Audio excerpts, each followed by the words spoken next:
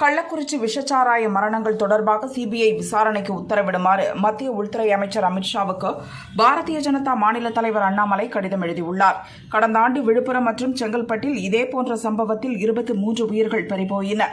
திமுக அரசின் திறமையற்ற ஆட்சியால் கடந்த 2 ஆண்டுகளில் தமிழகத்தில் 60க்கும் மேற்பட்ட உயிர்கள் பறிபோயுள்ளன. தமிழகத்தில் விஷச்சாராயம் உற்பத்தி மற்றும் விற்பனை திமுகவைச் சேர்ந்த நிர்வாகிகள் தொண்டர்களின் ஆதரவுடனேயே நடக்கிறது. அரசு அலுவலகங்கள், கோர்ட், காவல் நிலையத்தின் அருகிலேயே விஷச்சாராயம் விற்பனை நடைபெறுகிறது. கள்ளக்குறிச்சி நகரின் முக்கிய இடங்களில் சாராயம் விற்கப்படுவதாக பாதிக்கப்பட்ட குடும்பத்தினர் கூறுகின்றனர். திமுகவைச் சேர்ந்த உள்ளூர் நிர்வாகிகளின் ஆதரவுடன் போலீசாருக்கு தெரிந்தே விஷச்சாராயம் விற்கப்படுகிறது.